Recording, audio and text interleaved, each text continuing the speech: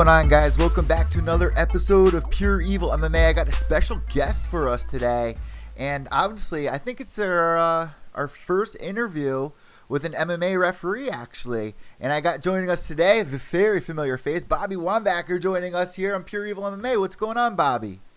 Not a lot. How's it going, man? It's going awesome. Before we started the interview, and we were kind of laughing about it, we were talking about last names. Mine's Vallejo. Everyone botches my last name. How many times a day do you get people, mispronouncing your name, calling your house, telemarketers, just botching it?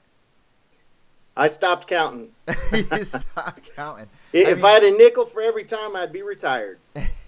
Well, you're a very familiar face around the MMA scene, not just in Bellator, not just in UFC, but also for the underground organizations. And I don't mean underground like illegal fighting or anything like that, but like the King of the Cage guys, some of the up-and-comers there. And I like to interview a lot of those guys as well. So do you get a lot of people backstage before the fights? Like, you're talking to them, doing the one-on-ones. Do you get a lot of people just like kind of space out and be like, I've always wanted to meet you, or anything cool like that, or even just like, I'm happy you're my referee because they know that you're going to do a good job protecting them? Sure. I actually get a lot of people who do know me, and I've been in there with a lot of them. So, the camps, the MMA community is a small community. So, you ref one person from a camp and, they had 3 corners or whatever. So, I'll get a lot of people in the back when I'm doing my one-on-ones just say, hey, I'm glad you'll be in there. We're following you, stuff like that. So that always makes you feel good. It's funny you mentioned that MMA is such a small community. Over the years, it's been growing slowly, but surely. There's still fans out there that don't understand our sport. I was kind of laughing about it today with one of my co-hosts, Ted Check. I still got friends from my high school that don't know if BJ Penn still fights or Rampage, but if they see their name on the card, they don't care if it's Bellator or UFC. They're going to tune in to watch. So Bellator's been having a great week, man. We're going to be talking about them in just a little bit here. We got a whole bunch of questions set up for you, but to get back to the MMA community thing, it's really grown with the internet in a way, and you do a pretty cool job of talking with some of your fans. What are some of the normal questions that you get that people ask you? Yeah, I get a lot of, what was my favorite fight? What was my best knockout I've seen? Do I get nervous when I get in there? What's it like being that close to the action?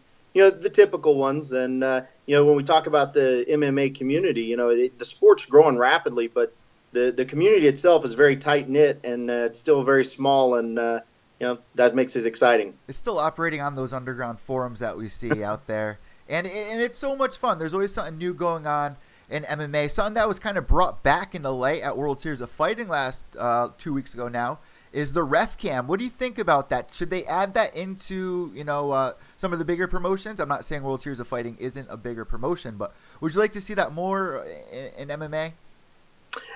Me personally, I wouldn't want to wear it just because it creates another obstacle that could injure a fighter if, you're getting in there to stop the action or, anything like that. Obviously I don't want to have anything that can, create any issues, but I think it's a good idea. If there's a way they can incorporate it, I don't know, but it gives a heck of a viewpoint for the fans. Yeah, it definitely does. Something that we enjoyed back in the day, and they're kind of bringing it back here with that. So that's one of the things that's been buzzing around. You kind of bring up a good point. It's kind of an extra thing for you to kind of worry about. You're in there trying to save everybody's lives. Me personally, I grew up, my mom was a nurse, stepfather a firefighter. I went to EMT school. Do you have any background in any fields, any medical fields like that before you started with any of this? No, I sure don't. So how did you, make this step towards being because you do more than just MMA judging. Right. I do MMA reffing and judging. I do, kickboxing, all of it. For me, I started training. I watched it like everybody else and sat there and thought, oh man, I can do that. And then, I went in, I was traveling around, and I landed in Salt Lake City for a while and went down and joined Jeremy Horn's gym. Did that briefly and had to have surgery on my shoulder blade. And the doctor said that I'd be out about 6 months, couldn't grapple, couldn't do anything. So I tried to figure out how I could stay involved in the sport, and reffing's what it was. And a month later, I was on a plane to Pasadena to attend Herb Dean's class. So do you think this is where your journey is going to end? This is going to be your career, or are there still things popping up? You're like, oh, I still want to do that. I still always want to do this. Are there still those things popping up here and there? No, this is it. This is it. Focused on improving every day and becoming the best I can for the fighters. So something I wanted to talk with you about as well, I saw that you're a representative of fighting for autism. Now, I brought this subject up in the past. I have family members with autism. I think they're one of my smartest family members, actually. Seriously, I showed him guitar one day. He became fascinated. Now he's 10 times better than I am, and I've been playing since I was a little kid. So it's just crazy to sit there and see him think. And, I've met so many people along this journey. Doomsday, he came out recently saying that, he's suffered from autism, never knew what it really was until, later on in his life. What got you involved, to be a representative of fighting for autism? Sure. I had a stepson that had autism, and so I kind of got familiar with it there. And then I got in touch with the Fighting for Autism group, and I liked what they had to say. And I'm proud to be a representative for them and do anything I can for the community. Also, April's Autism Awareness Month, so it's going to be a good month in April for me. So what do you got coming up? First, what do you have coming up? And two, how long ahead of time do you know when you are going to be covering an event? Is it a couple of months? Fill us in on that one. Sure. For me, it's usually about 45 to 60 days out on my schedule. What I got coming up, I got a week off. April 8th, I'll be in Watertown, South Dakota. And then next I'll be April 22nd. I'm going to be in St. Louis doing Alliance Fighting. Pretty excited for that one because that's close to where I grew up.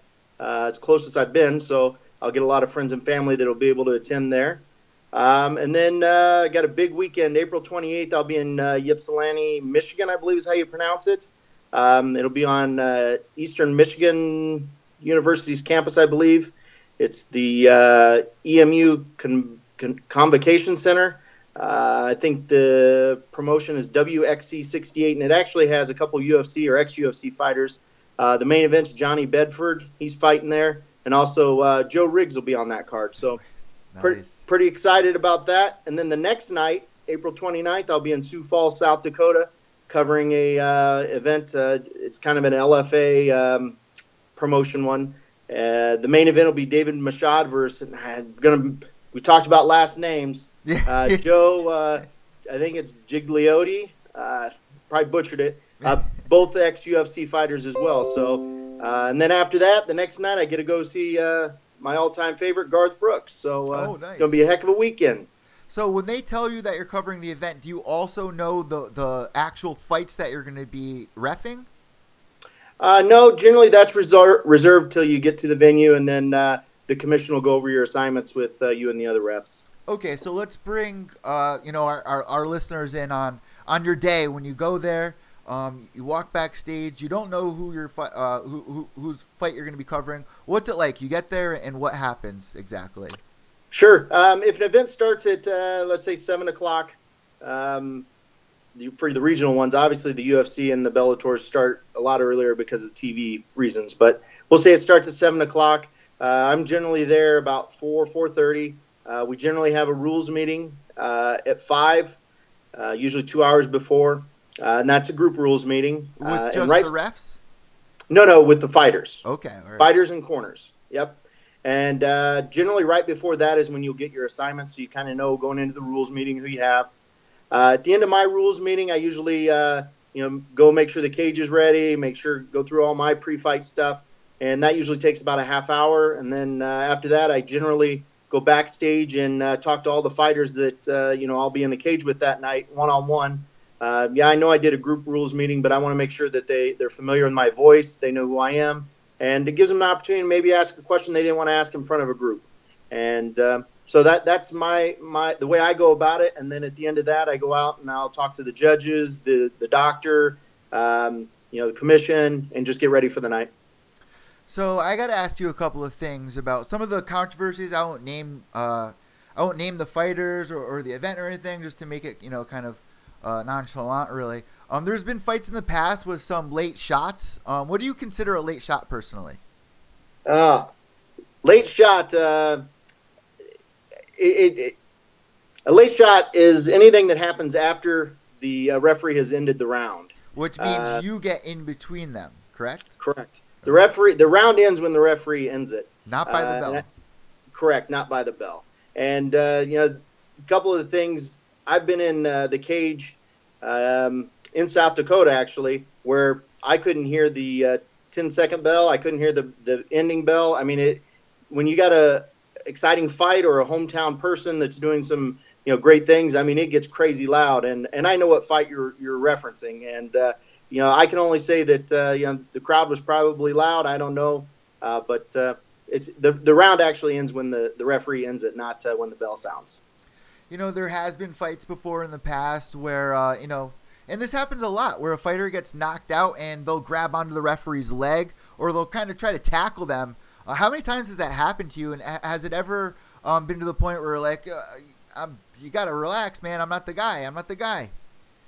Yeah, it happens frequently, especially if they get knocked out. I mean, that when they come back to the last thing that their brain goes back to the last thing they remember, which is they're in a fight. Yes. They actually have on my fan page, I have a clip of an event I did in Nebraska where the guy was knocked out. I was waking him up, and when he came to, I mean, he punched me in the face, not knowing who I was, obviously. But so that stuff happens, and there's nothing intentional. And obviously, in the backstage afterwards, he was very apologetic and all that. But hey, that's part of the risk and the reward of the position, and I'm prepared for it.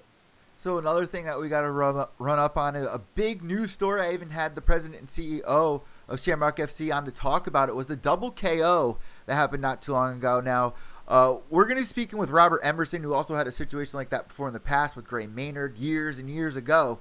But I'm wondering if you were able to see that Shamrock FC, I think it was 285 KO, the double KO. I did. And what would you be your call on that? I mean, it was a pretty weird, and I'm bringing it up for everybody that's watching the video cast.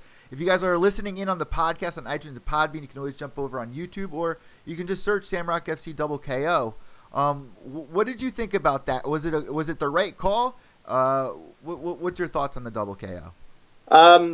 The right call in that situation would have been a no contest. It's not who recovers and gets to their feet the fastest wins type of thing, but the right call absolutely would have been a no contest. So that actually isn't a rule that the first person to get up is the winner. That's not a rule. Nope. Our job is to keep the fighter safe, and when someone's lights go out, unlike boxing, they don't get a recovery period, and if they're both out, and that's the end of the fight. There is no waiting to see who comes to or anything, and it was absolutely a no contest. So would you recommend this fighter to appeal that fight? I don't know the statutes in Missouri. Like I said, I'm getting ready to do my first event down there. So I don't know what the statutes are and all that. But it should have been a no contest, and I'm sure the fighter's appealing it. I got to believe it. Yeah, well, guys, just in case you've never seen Shamrock FC, you should definitely go check it out. We've interviewed a bunch of the guys, and they have some great upcoming events. You were just talking about Joe Riggs, man. He's had a crazy career, man. Somebody that's he left the UFC, then he got signed back and shot himself, and then somehow was able to get back into the ring. What was the craziest moment that you had in your life? Did you ever have a crazy moment, like a huge misfortune happened to you, or you were able to bounce back from, or anything crazy like that? I don't think I've ever been shot myself or anything. Well, so hope yeah, I don't think I've had any crazy misfortunes like that. But pretty much life throws some curveballs at you, and in the long run, you see a lot of guys be able to bounce back from it. But someone like Joe Riggs, man, that guy's still doing it. He said he only got a couple of fights left. That fight that you're reffing, is that a bare knuckle boxing fight, or is that an MMA fight? No, it's an MMA fight, and I would challenge everybody to get on. It's WXC 68, I believe. They've got some really good matchups, and they've got some big names coming in that are fighting on it. And this will also be my first event in Michigan. They're bringing me up for, so I'm pretty excited about it. And Joe Riggs is a big draw. So yeah. So something that varies from state to state is the rules and the rule changes. That's on that. It's been a huge topic so far this year because we're starting to see them, slowly come in and other states sign them on. Do you think there should be more rules added to the ones that they already have? That Big John McCarthy, put in order. Do you think they're going to add on to those anytime soon? I think they should actually take some of them away. Okay, which ones? Well, like the obvious one is the 12-6 elbow. That does no more damage than any other elbow that gets thrown and hits him. So I mean, there's just little ones like that as a referee really shouldn't be there. But our sport's driven highly by politics, and every state is individual, and every state is commission is appointed by politicians. So a lot of the rules are there for those reasons. Joe Rogan's big advocate on that. He not knowing why that to rule the 12-6 elbow. Why did that come into effect? I mean, John Bones Jones only has one loss or one no contest on his record. I think it's actually a loss against Matt Hamill for the 12-6. When did that come into? When did that become illegal? That was in the very beginning. I from my understanding, I wasn't involved in those circles at the time, but my understanding is one of the politicians or whoever seen a ice breaking thing like on ESPN. How they do that with their elbow, and obviously thought that was now a deadly move and needed to be removed, and so there we go. What other rules pop up in your head that need to be changed or added? There's a rule about throwing someone out of the cage. I've never even seen. There's a rule about throwing someone out of the cage? Yeah, you can't throw your opponent out of the cage. Oh, okay. Rule number 25, and the thing is I've never seen anybody attempt nor come close. Or in the middle of a fight, I guess logic thinking, middle of a fight, I'm not going to think about throwing someone out of the cage. I'm trying to win. So I don't know. Maybe somebody out there has probably seen someone attempt to throw someone out of the cage. I know I've done a lot of fights, and that's never even come close. Unless you're in the Royal Rumble, right? Right. We have seen guys hang over the cage. If they're getting picked up, they'll rest their arms over. It's a natural thing, or even grabbing at the cage. And that's something that people don't understand, like, new fans, when they see that. And it happens all the time. So I got to ask you, how many times would you give somebody a warning in a case like that, or even eye pokes? How many warnings do you give somebody? And is there a rule, like you're only allowed to give 2 warnings for someone before you take a point? Is there anything like that? No, there's nothing in there about the warning procedure. For me personally, it depends upon the severity of it and the intention. It was 2 weekends ago, I was reffing in North Dakota, and someone grabbed the cage, and they were being double-legged, and they grabbed the cage, and it stopped them from going down. Actually, it was Rapid City, South Dakota. It wasn't in North Dakota. And I took a point immediately, because had they not grabbed the cage, it would have ended up, on their back. So, that certainly, altered the fight. Yeah. So it depends on what the situation is. And in the back, I do tell the fighters one-on-one and in the group rules meeting, hey, if you grab the cage and you would have ended up on your butt, I'm going to take a point immediately. There's no other warnings, because that's changing the outcome of the fight. So it just depends. And here's another one for the newer fans that probably want me to ask you this.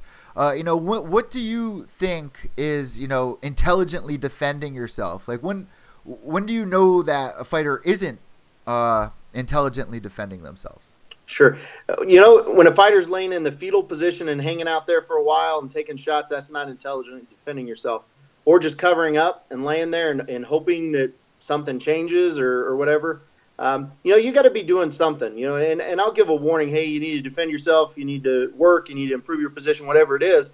And, it's not just what are they doing with their hands. What are they doing with their hips? What are they doing with their legs? Are they trying to, sweep? Are they trying to go out the back door? There's a lot more than just covering up. So, intelligently defending yourself can be much more than just blocking punches. Do you ever leave the cage at night, go back home in bed and been like, I should have done this different? Oh, I hope I don't get ragged on for that. Has that ever occurred to you? Ever felt like you made a mistake? After every fight, I always, think back to things that happened in the cage, and Yeah. I curbside critique myself. I never worry about what someone writes about me or what someone says about me. There's It always is going to what be it is. somebody. Right. There's always going to be. Look, there's two fighters in the end of the cage, and half the people in the audience is going to be upset, no matter what happens in there. So, the referee's the good scapegoat. So it's our fault. What do you think are some of the perks about being an MMA ref? The greatest thing is being in there and keeping the fighters safe. Being that opportunity is what drives me and what motivates me is just getting in there. And you got two female, male fighters, whatever it is, and when they know the referee's going to do their job, then they can concentrate on doing what they need to do. So that's what's exciting about it. Has this ever happened to you before in the past? And I know a lot of fighters, they get really upset if they get knocked out or something, but sometimes you could really save them from doing some really bad harm. Have you ever had a fighter thank you for stopping a fight in their favor, like, if they lost? I've had it several times, and I've actually had some main event on TV that, I typically, if someone gets knocked out or choked unconscious, in between my fights, I typically would go to the back and just check on them, make sure they're okay, follow up. And then, if I've stopped it, I like to explain to them and their coaches, why I stopped it and things like that, just so, we're on the same page and they understand, because, they just were in a fight. And I've had several come up, after the main event in the back and, obviously distraught, lost their title fight, and say, hey, I appreciate you stopping it. I was done. And, then that's when you leave the arena and that you did the right thing, and they know that. So they say not to gain friendships with the people that you work with, but are you close with any of the fighters? I know that's kind of a weird question because it can kind of work against you if you do say a name and then you end up in the cage with them. But you don't have to say any names, but have you ever made relationships with fighters before in the past? No, I'm acquaintances because I ref them and I'm with the camps, in the events, and I talk to them all backstage, and I know a lot of them by first name. Yeah. But I don't go hang out with them. You're more of a guardian, right? Yeah, and I just want them to know that whenever they see me in the center of the cage with them, that that they don't have anything to worry about on the referee side. So. And that's a big thing, man. You hear it all the time. People be like, they get nervous when certain people are in their corners, and it must be so relieving to have somebody that you can actually trust because, like we were just talking about, you can really injure yourself if you don't have the right kind of people in there. There was just a situation over in India that happened not too long ago, where a referee didn't see that the fighter was out, and somebody had to actually jump in the cage and pull the girl off. So it's a big thing. Do you think that it would be a good idea for you to go overseas across the pond and help train some of these refs over there? Because it's very important to make sure all these fighters are safe. Absolutely. There's actually some very good referees over there that can help out. I got my first international assignment July 21st and 22nd in Mexico, I believe. So starting to branch out and do that. So I think there's competent officials over there, and I think in any country or any organization or any level of fighting, the officials need to be competent and be knowledgeable and know what they're doing, regardless of whether it's an amateur or a pro or anything like that. So I got two more questions for you. I'll save the big one for last. I've been looking on your profile, and I see that you're doing a GoFundMe for a young girl named Jordan Brewski. Can you inform everybody about that? Try to get that word out there for her. Yeah, absolutely. Jordan Brewski is from Rapid City, South Dakota. I did an event up there not too long ago, and got an opportunity to meet her grandparents. She was unable to be there because she was in Colorado at the cancer hospital. She has a form of leukemia, and she was getting ready for her bone marrow transplant. So I've tried to stay in touch with her and her family, and my intention is to get out there and see her here in the very near future. So now the latest word that I got from her father a couple of days ago is they don't see any more irregularities in the cells or whatever. So essentially, they believe she's cancer-free now, which is fantastic news. She has a couple of viruses that she has to battle and win before they'll release her. And then once they release her, she's got to stay. It's a little over 100 days right there close to the hospital just in case something else goes wrong. So obviously the family and needs help financially with that. So just an exciting part of what I get to do is be a part of things like that and see young people like that really fight. What we do in the cage is fighting, but that's a different type of fight. So I'm proud to be associated with them and proud to know that she's doing better.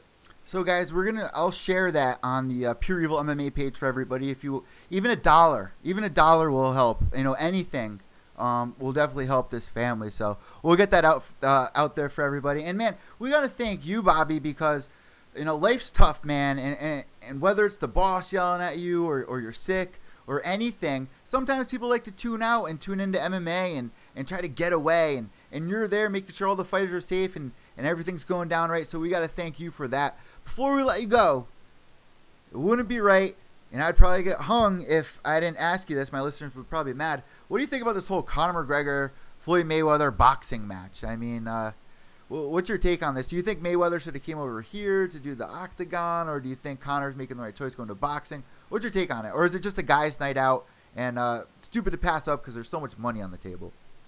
Sure. My personal opinion is Floyd made the right call not coming to the octagon. It would not have been a good fight, would not have been a fair fight.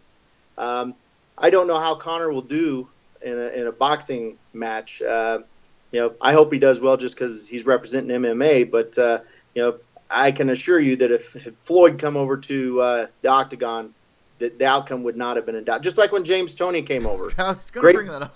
Yep, great boxer, but it's a different element. And in boxing, you don't have to worry about laying on your back. So. I want to thank you so much, Bobby, for coming on Pure EVil MMA and talking with us. We're going to have you come back on another time. Honestly, though, out of everything that we talked about, the new MMA rules, man, I was interested to see your take on that, what should be added. And I never heard anybody besides Joe Rogan say the 12-6 elbow. So I need to do some more research, and I think the MMA community should do a little more research because if there's no harm in it, why is it still illegal? It just looks scary, right? Like, no one wants to get 12-6 in the back of the head because that soft spot we all think that we got. So who knows? It was an awesome time talking with you. Make sure you guys follow Bobby, and Bobby's going to give you his Twitter handles, Instagram. But before we let you go, in case anybody out there has questions for you, where can they find you? You can find me, like you said, my Instagram is referee_Bobby_Wombacher. My ref page is MMA Referee Bobby Wombacher. Shoot me any messages there. I get back to you as soon as I can. And if you have any questions from viewers or whatever, just shoot them my way, and I'll get back on whenever you need me to, and we'll tackle it again. Bobby, thank you so much for coming on tonight. I really appreciate it, and I really hope that you have a great rest of your month because it's going to be an exciting one in MMA. There's a lot of fun fights lined up. Thank you so much for everything that you do in our sport, and have a great night. You too. Thanks.